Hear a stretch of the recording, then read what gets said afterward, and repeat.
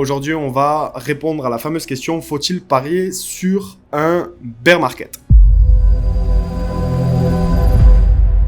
Alors je vous fais cette vidéo parce qu'on reçoit des dizaines de messages comme celui-ci. Salut Moon, ça va? Dis-moi, t'en penses quoi? J'ai envie d'être permabull, mais je flippe quand même.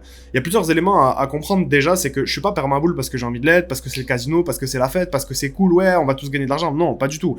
Je suis, entre guillemets, bien sûr, permabull parce que y a pas d'éléments qui me donnent des indications comme quoi on va partir dans un bear market. Pourquoi? Alors certains vont me dire, oui, mais Moon, t'as pas vu la correction ou quoi? Tu dormais ces derniers jours? Justement. Ça, c'est un message qu'on a partagé aux membres du canal Telegram et on a évoqué l'ensemble des raisons de la chute actuelle sur le marché crypto. Donc il y a l'incertitude concernant la baisse des taux d'intérêt, il y a la peur d'une bulle de l'IA, il y a le shutdown aux États-Unis, donc on n'a pas eu de publication des chiffres économiques clés, on a la peur d'une faillite de MicroStrategy qui a fait surface, il y a des gros détenteurs de BTC en profit de plusieurs centaines de millions, voire plusieurs milliards qui prennent leur profit par peur d'un bear market. Et je leur ai dit qu'il y a un point commun entre toutes ces raisons et que je me devais de vous faire un vocal. Donc, si vous n'êtes pas encore dans le canal Telegram, le lien est en description, c'est totalement gratuit, profitez-en. Et donc, dans ce vocal, j'indiquais juste le fait que le point commun entre toutes ces raisons-ci, c'est tout simplement que c'est que du bruit, c'est que de la peur, c'est que l'émotionnel, et les marchés réagissent à l'émotionnel. Une représentation technique, un graphique de prix, c'est juste une représentation visuelle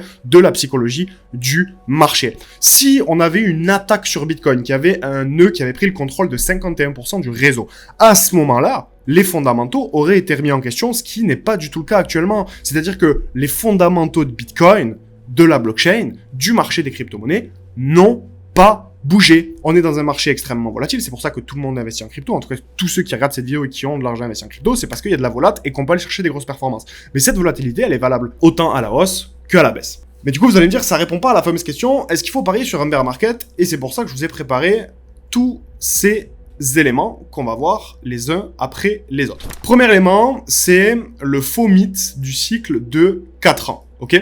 Beaucoup pensent que Bitcoin suit un cycle de 4 ans juste parce que c'est ce qu'on a vu jusqu'ici finalement. Mais c'est pas ce cycle-là qui compte.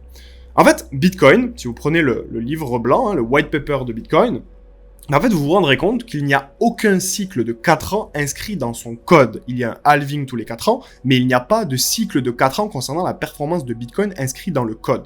Ce qui dirige vraiment Bitcoin depuis le début, c'est le cycle économique et le cycle de liquidité mondiale. Ce sont deux éléments qui sont corrélés. Ok? Donc, ce qu'il faut comprendre, c'est que le premier bull run a eu lieu dans une phase où on avait des taux d'intérêt qui étaient inférieurs à 1%. Ensuite, le deuxième bull run a eu lieu dans un moment où on avait des taux d'intérêt qui étaient toujours inférieurs à 1%. Et le troisième bull run, celui de 2021, il a eu lieu tout simplement dans un contexte économique où les taux d'intérêt étaient en dessous des 1%, ce qui veut dire qu'on avait beaucoup d'argent dans l'économie. On était en période d'impression monétaire, on était en période de quantitative easing. Donc ça, c'est le premier élément. Finalement, Bitcoin, c'est quoi? Bitcoin, c'est une soupape de liquidité. C'est un actif qui n'est pas une entreprise. C'est un actif qui ne génère pas de revenus. C'est un actif qui n'a pas de bilan. C'est un réceptacle de liquidité. Comme un petit peu votre voiture, si vous mettez du carburant dans votre voiture, votre voiture, c'est un réceptacle de carburant. Si vous n'avez pas de carburant dans votre voiture n'avancera pas. Donc, vous devez mettre du carburant dans votre voiture pour qu'elle puisse avancer. Bitcoin, c'est le même principe. Bitcoin, pour qu'il puisse monter, il faut qu'il y ait de l'argent qui soit investi dessus, tout simplement. Alors, évidemment, vous l'aurez compris, je suis en train de vulgariser ici. Quand on a la liquidité mondiale qui augmente, comme on l'a vu juste avant, on a Bitcoin qui a de la marge pour pouvoir monter. Par contre, quand la liquidité se contracte, ces mouvements deviennent limités et ils deviennent fragiles. C'est-à-dire que les hausses ne peuvent pas être soutenues à court terme. On a besoin, en fait, si vous voulez, de venir récupérer de l'argent, de rééquilibrer le marché à certains moments. Et donc, retenez que Bitcoin, c'est un distributeur de billets, tout simplement. Vous pouvez, dans certaines banques, déposer de l'argent et vous pouvez retirer de l'argent. C'est ça, Bitcoin. C'est-à-dire qu'il y a de l'argent qui rentre et qui sort de Bitcoin. Et donc, au centre de la performance de Bitcoin, il y a le cycle économique, tout simplement. Le cycle économique, c'est lui qui va créer les phases de boom et les phases de ralentissement. C'est-à-dire que vous avez des phases d'expansion de l'économie, vous avez des phases de pic de l'économie, vous avez des phases de contraction de l'économie ou de récession, Et vous avez des phases de creux ou des phases de reprise. Et concernant ces cycles économiques, il faut bien comprendre que tout repose sur la liquidité. Tout est toujours une question de liquidité. Quand vous avez la liquidité qui s'assouplit, donc on a plus d'argent qui est injecté dans l'économie, on a de la croissance, on a forcément une expansion de l'économie, et on a les actifs risqués qui vont monter. Pour plusieurs raisons. Déjà parce que les actifs à risque sont de moins en moins intéressants, via les taux, via leur rendement, tout simplement. Parce que il y a plus d'argent sur le marché, donc l'argent a moins de valeur. Donc il faut aller faire travailler cet argent bien plus que d'habitude en période de resserrement de l'économie. Et donc quand vous avez une liquidité qui se resserre, qu'on a moins d'argent dans l'économie, on a ce qu'on appelle une contraction économique. Et donc on a les actifs risqués qui souffrent. Et les actifs dits peu risqués qui ont tendance à être beaucoup plus appréciés. C'est-à-dire que l'argent, c'est un petit peu comme les courants marins. J'avais déjà pris cette image, j'avais déjà pris cet exemple. L'argent se déplace, c'est un flux. D'ailleurs, au passage, on mesure par exemple le marché de l'immobilier, on mesure le marché des commodities, par exemple, on mesure en taille de marché. L'argent, on le mesure pas en taille de marché, on le mesure en flux. Combien on a de flux journaliers, hebdomadaires, mensuels, annuels, ok? Avant de continuer les Taurus, c'est l'heure du concours YouTube. Chaque mois, on fait gagner 30 jours d'accès au Taurus Circle à l'un d'entre vous. Le Taurus Circle, c'est notre groupe privé où l'on va t'accompagner pas à pas dans les 25 niveaux d'enrichissement grâce à notre méthode des engrenages. Concrètement, tu reçois nos stratégies, l'accès direct à la communauté et à toutes nos académies, nos positions expliquées avec transparence et surtout un plan clair pour éviter les erreurs et progresser beaucoup plus vite que les autres. Pour participer, rien de plus simple, like cette vidéo, abonne-toi et laisse ton commentaire. Le gagnant est choisi parmi les meilleurs commentaires et annoncé dans la première vidéo du mois. Et donc la question, c'est de se demander, ok, mais où est-ce qu'on en est aujourd'hui? En ce moment, on sort de la plus grande contraction économique jamais enregistrée. Alors je vous ai mis jamais enregistrée, en réalité, c'est pas un événement nouveau, jamais enregistré sur les 10, 15, 20 dernières années, tout simplement. Et c'est pour ça que Bitcoin n'a pas explosé cette année.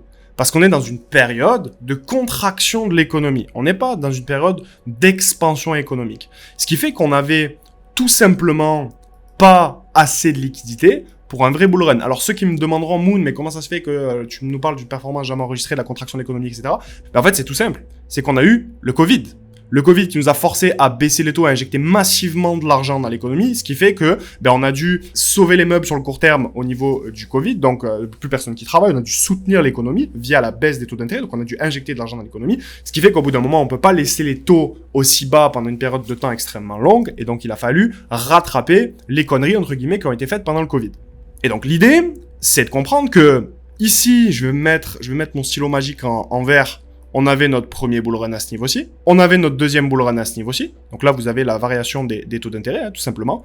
Le troisième bull run qui a eu lieu à ce niveau-ci, ok? Et la situation actuelle aujourd'hui, du coup, je vais changer la couleur de mon stylo magique.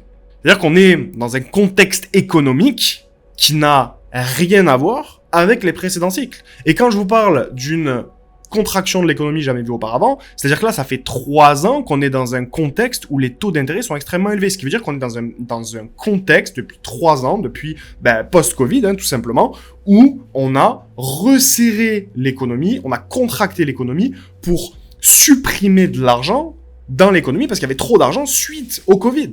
Et c'est là où c'est super intéressant, c'est que les taux d'intérêt n'ont pas été aussi élevés depuis la crise des subprimes en 2008. Et super important de comprendre, c'est pour ça que je vous parle de plus longue période de contraction économique jamais enregistrée, c'est parce que non seulement, si vous regardez de haut en bas, on a atteint tout simplement les mêmes niveaux ici que lors de la crise des subprimes, mais ces niveaux-ci ont duré peu de temps. Là, ça fait 3 ans qu'on a des taux d'intérêt qui sont extrêmement élevés. Donc, on a besoin de supprimer un maximum d'argent de l'économie. Alors, certains vont me dire, et à juste titre, ok, Moon, c'est bien gentil, mais tu nous parles de contraction, tu nous parles du fait que, du coup, le Bitcoin ne peut pas monter, etc. Mais le Bitcoin, il est monté. Et justement, c'est une question qu'il faut se poser, effectivement. Pourquoi Bitcoin a quand même monté et quand même passé de 15 000 $ à 126 000 $? Parce que oui, malgré cette contraction historique, Bitcoin a quand même réussi à pousser. Et l'idée, c'est de comprendre pourquoi Bitcoin a pu pousser de 15 000 $ et passer de 15 000 $ à 126 000 $ dans un contexte où on avait grosso modo les taux d'intérêt qui étaient extrêmement élevés. En fait, la réponse, elle est simple. C'est parce que les institutions et les gouvernements sont arrivés sur Bitcoin. C'est-à-dire qu'on a eu des JP Morgan, on a eu des Vanguard, on a eu des BlackRock, on a eu des Goldman Sachs, on a eu des Fidelity qui ont commencé à injecter de l'argent dans Bitcoin, qui ont commencé à proposer des produits financiers, notamment les ETF spot, vous en avez tous entendu parler, sur Bitcoin et sur Ether. C'est-à-dire que dans un contexte économique où on est en train de diminuer la liquidité, on a une liquidité qui a quand même été injectée, et c'est là où c'est technique, par les gros acteurs institutionnels et les gouvernements. Et donc la question à se poser, c'est pourquoi ? En fait, c'est simple, parce qu'en 2015 et en 2021, on avait Bitcoin, c'était le diable. Bitcoin, c'était un actif pourri et tout le monde critiquait Bitcoin. Les gros acteurs institutionnels se disaient que Bitcoin ne prendrait pas en valeur, que c'était une moule pour rocher. C'était Jamie Dimon qui avait dit ça, que c'était pour blanchir de l'argent, que c'était un actif qui servait au terrorisme. Enfin, il y a eu pas mal de critiques et de controverses autour de Bitcoin et ces acteurs institutionnels détestaient Bitcoin. En tout cas, c'est ce qu'ils annonçaient publiquement parce que je pense sincèrement qu'il y a eu des gros achats qui ont été faits par ces acteurs institutionnels au même moment où ils critiquaient Bitcoin. Mais ça, c'est encore un autre sujet. Et en 2023-2025, en fait, le Bitcoin a changé de nature. Le Bitcoin n'a pas la même nature que ce qu'il était justement entre 2015 et 2021. C'est-à-dire que la prise en valeur du Bitcoin entre 2015 et 2021, elle était liée à la liquidité, au fait que les gens pariaient sur les fondamentaux, même si la technologie était absolument pas adoptée, les gens qui comprenaient Bitcoin investissaient massivement dans Bitcoin, et aujourd'hui, la liquidité, Bitcoin a capté de la liquidité, vous vous souvenez, Bitcoin est un réceptacle de liquidité. Pourquoi ? Eh bien, tout simplement parce qu'il a changé de nature et qu'il a été accepté par les acteurs institutionnels. Mais les altcoins n'ont pas capté assez de valeur, parce qu'il n'y a pas assez de liquidité, il n'y a pas assez d'argent sur les marchés financiers. Et donc la question, c'est qu'est-ce qui arrive maintenant ? Parce que c'est ça finalement le sujet, la conclusion, la chute, si vous préférez, de la vidéo, c'est qu'est-ce qui est vraiment important à comprendre ? Déjà, c'est qu'on arrive à la fin du cycle de contraction de l'économie. Que ce cycle a déjà battu tous les records, on l'a vu juste avant dans la vidéo, on l'a vu juste ici avec une longue période de taux d'intérêt qui était extrêmement élevée, ce qu'on n'avait pas connu en termes de pourcentage depuis 2008, mais qu'on n'avait quasiment jamais connu tout simplement en termes de longueur. Et donc l'idée, c'est de comprendre qu'en fait, plus le temps va passer, on est en train d'arriver dans un cycle où on va avoir les taux d'intérêt qui vont baisser, et donc on va réinjecter de l'argent, on va réinjecter de la liquidité dans l'économie. Et d'ailleurs, on a la Fed qui a mis fin à la contraction de son bilan face au durcissement des marchés monétaires à partir du 1er décembre. Donc on est passé dans un contexte de quantitative tightening. Donc pour ceux qui ne savent pas, le quantitative tightening, c'est le resserrement quantitatif, donc c'est une politique monétaire qui vise à réduire la quantité de liquidité dans l'économie. Et on va tendre vers du quantitative easing, qui est l'inverse. Donc on va vouloir injecter de l'argent dans l'économie. Il faut savoir que si ça c'est le QT, donc le quantitative tightening, et ça c'est le QE, quantitative easing, donc là le but c'est de réduire la quantité d'argent dans l'économie, et là le but c'est d'augmenter la quantité d'argent dans l'économie, il peut y avoir une période tampon entre les deux. C'est-à-dire que c'est pas parce qu'on met fin au QT que automatiquement ça veut dire que on passe dans un contexte de quantitative easing. Ça veut dire que le fait qu'il y ait plus d'argent dans l'économie, ça peut prendre plus de temps. Il peut y avoir une période tampon ici entre les deux. Mais ce qu'il faut comprendre, c'est que cette période, justement, cette longue période de contraction économique, eh bien, elle est plus vers la fin que vers le début, tout simplement. Et donc, la conclusion de ça, c'est quoi ? Et c'est ce qu'on a partagé aux membres du canal Telegram, et c'est pour ça que je vous invite vraiment à rejoindre le canal Telegram, c'est qu'on va pas rentrer dans un long bear market, alors que la liquidité repart à la hausse et que l'expansion économique va revenir. Depuis la création du système fiat, ce mécanisme n'a jamais échoué. C'est-à-dire que les marchés financiers, l'économie est régie par un système. C'est la liquidité, c'est la quantité d'argent qu'il y a dans l'économie. Donc si aujourd'hui, vous pariez, c'est ce que j'ai mis là, si vous pariez sur un bear market maintenant, en fait, c'est que tout simplement, vous êtes en train, fondamentalement parlant, de miser contre la liquidité et contre les cycles économiques. Et la liquidité et les cycles économiques, donc ces deux-là, ne se sont jamais trompés. Et donc, évidemment, ça fait peur à tout le monde, mais je vois beaucoup trop de personnes qui tournent leur veste complètement, des personnes qui sont très connues dans l'écosystème de la blockchain, des crypto-monnaies, etc., et qui parlent de bear market. Et pour moi, ça n'a absolument aucun sens parce que, on n'est pas permaboule parce qu'on veut l'être et parce que c'est le casino et parce que c'est la fête du slip, entre guillemets. On est permaboule parce qu'il y a des éléments, parce qu'il y a de la data, parce que c'est une compréhension de l'économie, c'est une compréhension des marchés financiers. Et évidemment, rien n'est jamais figé. Rien ne me dit que demain, on ne peut pas avoir les taux d'intérêt qui remontent. Je ne sais pas ce qui va se passer. Je suis pas président des États-Unis, je suis pas président de la Fed. Mais en tout cas, mes probabilités, là où tout le monde va vous parler de un maximum de probabilité du côté d'un bear market, moi, je vous parle toujours d'un maximum de probabilité du côté d'une prise en valeur du marché crypto, même si c'est pas facile à court terme. Donc là, vous avez deux solutions. Soit vous rejoignez le canal Telegram, c'est totalement gratuit, vous cliquez en description, vous avez le lien du canal Telegram, ça vous permet d'avoir accès à des informations comme celle-ci en temps réel. Et deuxième option, vous avez le lien du Taurus Circle, donc c'est notre groupe privé où on accompagne justement nos membres, on partage des choses comme ça, on parle de crypto-monnaie, on parle de vision, on explique justement tous ces événements. Tous les matins, vous avez des rapports sur l'économie, sur la géopolitique, sur le Fonda pour suivre ce qui se passe. Vous avez également une académie de plus de 350 heures de formation, vous avez accès à la communauté et vous avez également 4 lives par semaine dans lesquels on vous apprend à gagner de l'argent dans ces contextes qui peuvent sembler assez problématiques, mais du moment où vous avez les bonnes compétences, vous avez les bons éléments entre les mains, eh bien vous n'avez plus qu'à appliquer pour pouvoir tirer votre épingle du jeu. En tout cas, j'espère que cette vidéo vous aura plu, j'espère qu'elle vous aura aidé. Si c'est le cas, n'hésitez pas à laisser un like, à vous abonner, c'est très important, et à poser toutes vos questions en commentaire. Quant à moi, je vous dis à très vite pour une prochaine vidéo. C'était Moon Taurus. Ciao, ciao.